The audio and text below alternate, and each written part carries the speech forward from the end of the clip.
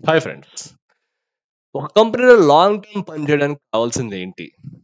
ఏముంది? Salary. Salary every year salaries లేకపోతే hikes ఇస్తుంటే ఎవడన్నా సరే అదే కంపెనీలో పనిచేస్తాడు. వేరే కంపెనీకి ఎందుకెళ్తాంలే అని చెప్పి చాలా మంది అనుకోవచ్చు. బట్ సాలరీ ఒక్కటే కాదు. సాలరీ ఒకటి మాత్రం డిటర్మైన్ చేయదనమాట. ఎందుకంటే ఆల్మోస్ట్ 20 ఇయర్స్ నుంచి కూడా సేమ్ కంపెనీలో పనిచేస్తున్న వాళ్ళని నేను చాలా మంది మీట్ అయ్యాను నా కెరీర్‌లో. వాళ్ళు అడిగారనమాట. మిమ్మల్ని ఎందుకు ఇదే కంపెనీలో లాస్ట్ 20 ఇయర్స్ నుంచి మీరు పనిచేస్తున్నారు? మీరు బయటికెళ్లారంటే మంచి మంచి ఆపర్చునిటీస్ వస్తాయి కదా మీకు. ఇప్పుడున్న సాలరీస్ కంటే డబుల్, ట్రిపుల్ అయితే మీరు ఎర్న్ చేయొచ్చు కదా! బట్ ఎందుకు ఇక్కడే ఉండిపోయారంటే వాళ్ళు చెప్పిన సమాధానం నన్నయితే చాలా ఆశ్చర్యపరిచాయనమాట. సో, సాలరీ ఒక్కటే రీజన్ గాదు. సాలరీతో పాటు కొన్ని బెనిఫిట్స్ కూడా ఉంటాయనమాట. అవి గనక కంపెనీ గనక కంటిన్యూయస్‌గా ప్రొవైడ్ చేస్తుంది ఎంప్లాయీస్ కంటే, వాళ్ళు కూడా వేరే కంపెనీస్‌కి వెళ్ళాల్సిన అవసరమే రాదు. ద సేమ్ టైమ్ సాలరీ కూడా చాలా ఇంపార్టెంటే. ఎందుకంటే 20 సంవత్సరాల క్రితం 3,00,000 యాస్ ఎ ఫ్రెషర్‌కొచ్చే ప్యాకేజ్ అప్పటి నీడ్స్ గాని, అప్పటి అవసరాలు గాని అది చాలా ఎక్కువ చెప్పాలంటే. పర్చేసింగ్ పవర్‌తో పోలిస్తే చాలా ఎక్కువ.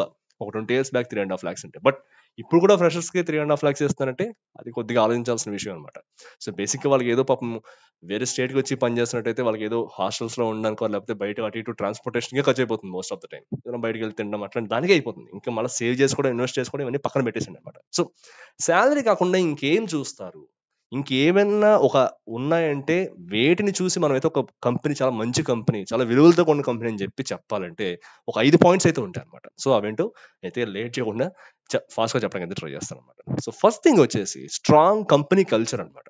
కంపెనీ కల్చర్ అంటే అందులో చాలా పార్ట్స్ ఉంటాయి. వాళ్ళ వాల్యూస్ అండ్ మిషన్ గాని, లేకపోతే వాళ్ళ యొక్క ఇంక్లూజివ్ ఎన్వైర్న్మెంట్ గాని, the same time engagement and collaboration చెప్పి ఇట్లా చాలా యాస్పెక్ట్స్ ఉంటాయన్నమాట. సో, వాళ్ళ వాల్యూస్ అన్నీ కూడా బాగా మెయింటైన్ చేస్తున్నారు. చాలా హై వాల్యూస్ మెయింటైన్ చేస్తారు. వాళ్ళకొక మిషన్ ఉంది. వాళ్ళకొక గోల్ ఉంది. దాన్ని అచీవ్ చేయడానికి ఆ ఆర్గనైజేషన్ మొత్తం అంతా కూడా ఒక గ్రూప్‌లో ఒక సింగిల్ ఎంటిటీ లాగా పనిచేస్తుంది. At the same time inclusive environment అనేది ఉంటుంది. ప్రతి ఒక్కళ్ళని కూడా వాళ్ళు భాగస్వాములు చేసుకుంటారు. ఎవరిని కూడా వదిలేయరు వాళ్ళు. ప్రతి ఒక్క కమ్యూనిటీని కూడా వాళ్ళైతే యాక్సెప్ట్ చేస్తారు. At the same time engagement and collaboration అనేది చాలా హై లెవెల్‌లో ఉంటుందంటే, ఆ యొక్క కంపెనీ కల్చర్ చాలా బావుందన్నమాట. ఎటువంటి కంపెనీ కల్చర్ గనక ఉందంటే, ఖచ్చితంగా ఏ ఎంప్లాయీ కూడా అట్ ద సేమ్ టైమ్ వాళ్ళకి టైమ్ టు టైమ్ హైక్స్ గాని, లేకపోతే ప్రమోషన్స్ కానీ, అట్‌లీస్ట్ వేరియబుల్ పే అన్నా సరే ఇస్తున్నారంటే, ఏ ఎంప్లాయీ కూడా వాళ్ళని వదిలేసి వెళ్ళిపోవడానికి ఎప్పుడు కూడా చూడరనమాట. ఎందుకంటే వాళ్ళకి కావాల్సింది మంచి కంపెనీ కల్చర్ అయితే వాళ్ళ దగ్గర ఉందనమాట. సో, ఇది నంబర్ 1 పాయింట్ అనమాట. కంపెనీ కల్చర్ అనమాట. Strong company culture. నంబర్ 2 వచ్చి opportunities for growth and development. ఇది ఎక్కువ మంది ఎంప్లాయీస్ చూసేది ఇదే అనమాట ఎక్కువ చూసేది.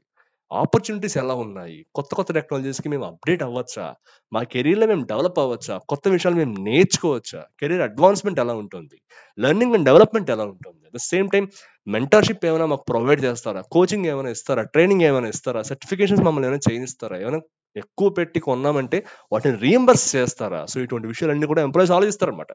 ఇవన్నీ కూడా ఒక కంపెనీ ప్రొవైడ్ చేస్తుందనుకుంటే, ఖచ్చితంగా వాళ్ళు అదే కంపెనీలో కంటిన్యూ అవ్వడానికి ట్రై చేస్తారనమాట. ఎందుకంటే మంచి మంచి ఆపర్చునిటీస్ వస్తున్నాయి. మంచి మంచి ప్రాజెక్ట్స్‌లో వాళ్ళని పనిచేయడానికి అవకాశం వస్తుంది. కొన్ని కొన్ని సార్లు ఇటువంటి ఆపర్చునిటీస్ అందిపుచ్చుకొని ఆన్ సైడ్ ఎళ్ళినోళ్ళు కూడా చాలా మంది ఉంటారనమాట. సో, ఇలాంటి career opportunities at the same time development and growth opportunities ఎవరైతే ప్రొవైడ్ చేస్తున్నారో, అటువంటి కంపెనీలో కూడా వాళ్ళు లాంగ్ టర్మ్ ఉండడానికి ఇష్టపడతారనమాట. సో, వాళ్ళొక ఫ్యామిలీ‌లా ఫీల్ అవుతారు. అలానే నంబర్ 3 వచ్చి వర్క్ లైఫ్ బ్యాలన్స్ అన్నమాట. చాలా యాస్పెక్ట్స్ ఉంటాయి దీంట్లో కూడా. వాళ్ళకి ఫ్లెక్సిబుల్ వర్కింగ్ అవర్స్ ఉన్నాయా లేదా? వెల్ బీయింగ్ ఇనిషియేటివ్స్ అనేది తీసుకుంటుందా లేదా company? At the same time time of అనేది వాళ్ళకి ఇస్తున్నారా లేదా అడిగినప్పుడు, లేకపోతే వాళ్ళకి అవసరమైనప్పుడు రిక్వైర్డ్ టైమ్ ఆఫ్ అనేది ఇస్తున్నారా లేదా అని చెప్పి ఎంప్లాయీస్ ఎప్పుడు కూడా ఆలోచిస్తూ ఉంటారన్నమాట. ఇవన్నీ గనుక సాటిస్ఫై అవుతున్నాయి. మాకు ఎప్పుడు కావాలంటే అప్పుడు లీవ్స్ ఇస్తున్నారు. మంచి లీవ్స్ అయితే వీళ్ళు ఇస్తున్నారు. మెటర్నిటీ లేడీస్‌కి అయితే పాపం మెటర్నిటీ లీవ్స్ ఇస్తున్నారు. కొన్ని కంపెనీస్ పెటర్నిటీ లీవ్ కూడా ఇస్తాయన్నమాట. ద సేమ్ టైమ్ వాళ్ళకేదైనా వెకేషన్ లీవ్స్ ప్రొవైడ్ చేయడం గాని, the same time flexible working hours అంటే మీరు ఏ టైమ్‌లో పని చేస్తారు, ఏ షిఫ్ట్స్‌లో పని చేస్తారు అని చెప్పి ఆ ఒక డెసిషన్‌ని ఎంప్లాయీస్‌కే వదిలేయడం గాని, అట్ ద సేమ్ టైమ్ వాళ్ళ హెల్త్‌కి సంబంధించినటువంటి ఇనిషియేటివ్స్ తీసుకోవడం. అంటే వాళ్ళకేమైనా రెగ్యులర్‌గా హెల్త్ చెకప్స్ ఇట్లాంటివి చేయడం.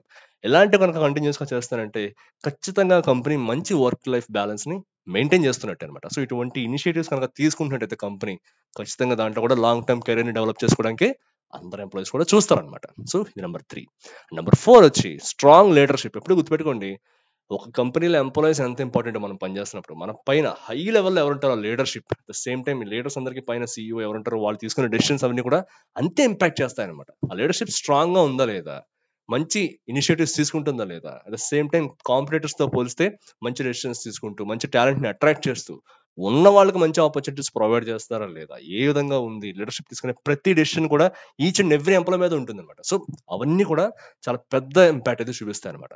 మనం చెప్పుకోవాలనుకుంటే ట్రాన్స్‌పరెంట్ కమ్యూనికేషన్ ఉందా లేదా, పై లెవెల్లో వాళ్ళు తీసుకున్న నిర్ణయాలు కింద వరకు రిఫ్లెక్ట్ అవుతున్నాయా లేదా, at the same time visionary leadership ఉందా లేదా, ఫ్యూచర్లో జరిగే లేకపోతే ఫ్యూచర్లో వచ్చే మార్పులకు అనుగుణంగా ఎప్పటి నుంచి చేంజెస్ చేసుకుంటూ వెళ్తున్నారా లేదా, అన్ని ఆపర్చునిటీస్ కింద లెవెల్లో ఉన్న ఎంప్లాయీస్కి ప్రొవైడ్ చేయగలుగుతున్నారా లేదా, అటువంటి టెక్నాలజీ ఏమైనా వచ్చిందంటే దాన్ని అడాప్ట్ చేసుకోవడానికి ట్రైనింగ్ ఆపర్చునిటీస్ ప్రొవైడ్ చేస్తారా లేదా, ఏ విధంగా ఉంది. అలానే ఎంపతి అండ్ సపోర్ట్ ఉందా లేదా, మెయిన్గా వీళ్ళు చూసేది ఇదనమాట. ఎంపతి అండ్ సపోర్ట్ ఉండాలి.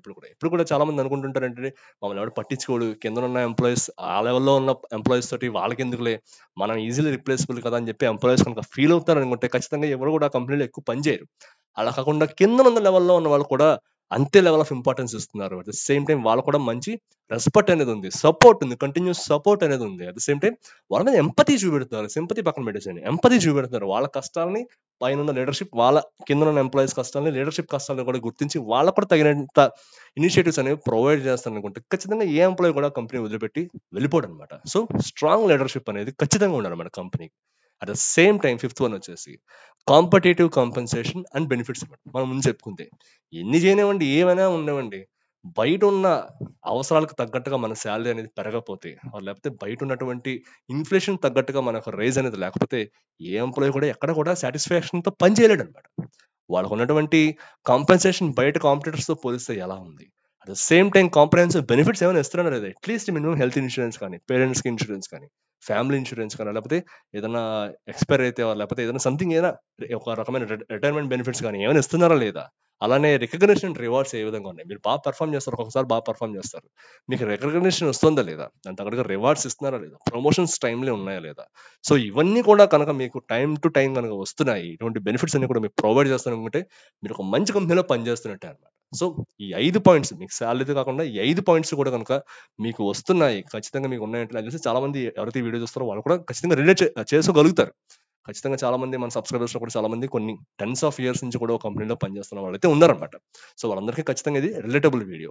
ద సేమ్ టైం ఇటువంటివన్నీ కూడా ప్రతి కంపెనీ కూడా ఇంప్లిమెంట్ చేయాలని చెప్పి నేనైతే ఆశిస్తాను అనమాట. అది ఎంతవరకు ఉందో మనం ఏం చెప్పలేం, బట్ ఇలా ఉంటే ఏ ఎంప్లాయీ కూడా వాళ్ళని వదిలేసి వేరే కంపెనీకి వెళ్ళిపోతామని చెప్పి ఎవరు కూడా ఆలోచించరు అనమాట. సో ఈ ఐదు లక్షణాలు కనుక ఉన్నాయంటే ఆ కంపెనీలో, మీరు పనిచేస్తున్న కంపెనీలో కనుక ఈ 5 ఉన్నాయంటే ఖచ్చితంగా అది చాలా మంచి కంపెనీ అని చెప్పి చెప్పాలన్నమాట. సో మరో వీడియోలో మళ్ళీ కలుసుకుందాం.